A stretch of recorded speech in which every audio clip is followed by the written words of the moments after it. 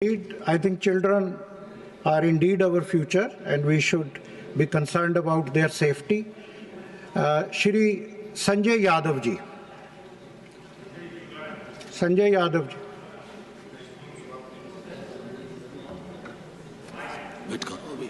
A mic please. इधर वाला. Shri Sanjay Yadav ji.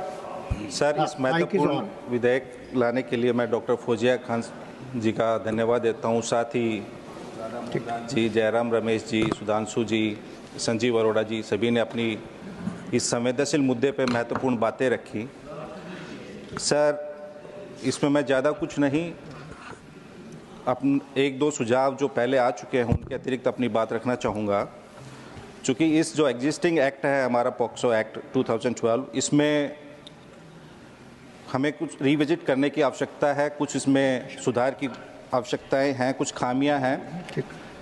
जैसा कि पहले चर्चा हुई बाल पोर्नोग्राफी की, मौजूदा एक्ट में सर बाल पोर्नोग्राफी को ठीक ढंग से परिभाषित नहीं किया गया है। इसको लेकर बच्चों के यौन शोषण एवं उत्पीड़न के आरोपी को सिद्ध करने और सज़ा देने में काफ़ी कठिनाई हो रही है अभी जो एग्जिस्टिंग एक्ट है, तो इसमें सुधार की गुंजाइश है। दूसरा, limited scope of online offences, मौजूदा एक्ट में जो ऑनलाइन अपराध हो रहे हैं उसमें काफ़ी उसकी व्याख्या की कमी है। ऑनलाइन अपराध आज की वास्तविकता है और इससे बच्चे भी अछूत नहीं हैं। चैटिंग, सोशल मीडिया एवं अन्य वेबसाइटों के माध्यम से अपराधी बच्चों को निशाना बनाते हैं और उनके साथ अपराध करते हैं। हाल ही में देखा गया किस प्रकार एक पाकिस्तानी ग्रूमिंग गैंग है जिन्होंने संगठित रूप से हजारों ब्रिटिश बच्चों को किस प्रकार उनका यौन उत्पीड़न किया। इसकी शुरुआत बहुत से बच्चों को सोशल मीडिया साइट एवं चैटिंग के माध्यम से उनको निशाना बनाते हुए उनको अपने साथ जोड़ा, फिर बाद में उनका बलात्कार किया गया और संगठित रूप से उनको ब्लैकमेल किया गया। कि 1997 से लेकर 2014 तक पाकिस्तानी मूल के जो लोग ब्रिटेन में रह रहे थे उन्होंने 1400 श्वेत लड़कियों के साथ बलात्कार किया। हमें इस बात का भी ध्यान देना चाहिए कि क्यों ऑस्ट्रेलिया ने 16 साल की कम आयु के बच्चों के लिए अपने देश में सोशल मीडिया के इस्तेमाल पर पूरी तरह से प्रतिबंध लगा दिया है। अतः ये ज़रूरी है कि पॉक्सो एक्ट 2012 में बच्चों के साथ ऑनलाइन होने वाले विभिन्न प्रकार के उत्पीड़न की व्याख्या की जाए और उनसे बच्चों की सुरक्षा के उपाय की जाए। साथ ही साथ इस एक्ट में पॉक्सो एक्ट 2012 में पीड़ित के लिए न्याय प्रक्रिया एवं उसके बाद के पुनर्वास, उनके आगे की शिक्षा, मानसिक स्वास्थ्य और समाज में समावेश के उपाय के लिए उपयुक्त दिशा निर्देश और क्षतिपूर्ति कॉम्पनसेशन के विस्तृत उपायों का उल्लेख नहीं किया गया है। केवल दोषियों को सजा दिलवाना ही कानून का उद्देश्य नहीं होना चाहिए, बल्कि पीड़ितों को पुनः समाज में पूर्ण रूप से सहसम्मान सक्षमता से वापस लाना भी कानून का उद्देश्य होना चाहिए।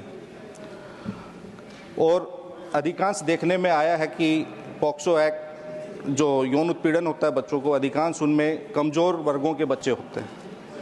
उन्हीं में कमज़ोर वर्गों के जो बच्चे हैं उनमें सबसे ज़्यादा अपराध, हिंसा और यौन उत्पीड़न के शिकार होते हैं।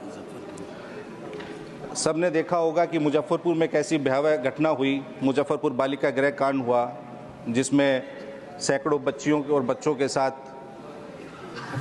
वो अपराध हुआ। ऐसे परिवारों के पास इतने संसाधन नहीं होते महोदय कि वो लंबी कानूनी प्रक्रिया में अपने बच्चों का साथ दे सकें।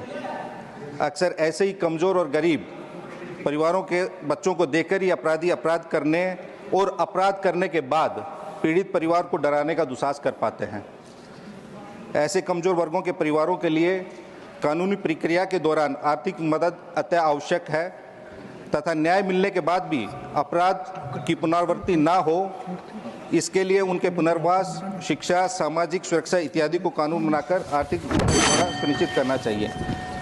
तो सर, आपके माध्यम से मैं माननीय मंत्री महोदय यही हैं, उनसे ये कहना चाहूँगा कि निर्भया कांड के बाद देश में एक सकारात्मक पहल हुई सरकार की तरफ से, लेकिन इसमें खाली सरकार ही नहीं, हमें समाज को भी संवेदनशील करने की आवश्यकता है, व्यापक जागरूकता प्रोग्राम चलाने की आवश्यकता है।